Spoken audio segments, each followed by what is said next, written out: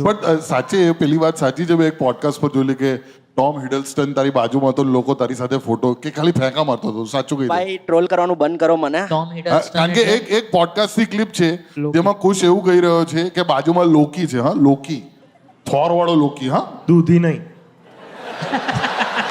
તું દૂધી જેવો લાગે છે અત્યારે. તો લોકી છે અંદર અને લોકીને છોડીને બધા ખુશ સાથે ફોટો ખેંચાઈ રહ્યા છે કારણ કે લોકીને કોઈ ઓળખી ના શક્યું અને એના સાથે બધા એવું એને પોડકાસ્ટમાં કીધેલું.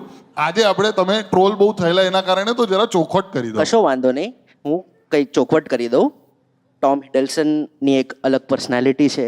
હેટ, ટ્રેન્ચ કોટ, શૂઝ, એ અલગ માણસ લાગતા હતા. હા, અને એ વીઆઈપી સેક્શનમાં બેઠેલા એટલે રીચેબિલિટી ઓછી હતી.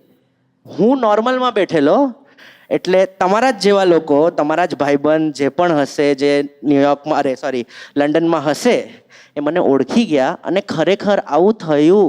અચ્છા, મને તો એ વિચારીને હસવું આવે કે ટોમ હિડલસ્ટન આવું જોઈ ગયો હશે કે આવું કોઈકની જોડે ફોટા ખેંચાવે છે, એની જોડે નથી ખેંચાવતા. પછી એ યુથ જેકમેનને જઈને કહે કે યાર આજે આવું થયું મારી જોડે. તો યુથ જેકમેન જમતા જમતા કે તું આ જો એમ કરીને તારક મહેતા લગાવે તો કેવી મજા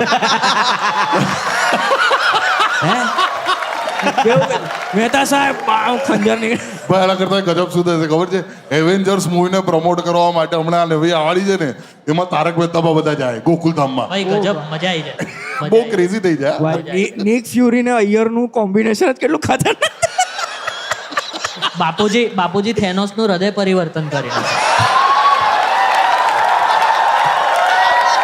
बेटा ये जो तूने एक चुटकी बजाई है ना, ये चुटकी से तो समाज का कितना कल्याण है.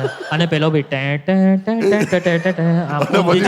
ડોક્ટર સ્ટ્રેન્જ આમ ચક્કરડું ફેરવે અંદરથી દયા બહાર આવે. ભાઈ આ થવું જોઈએ. આ મજા આવી મજા જાય. આવશે ભાઈ. મજા આવી જાય કેપ્ટન આવું થાય તો. અમેરિકા કે I can do this all day, Mehta સાહેબ કે હું બી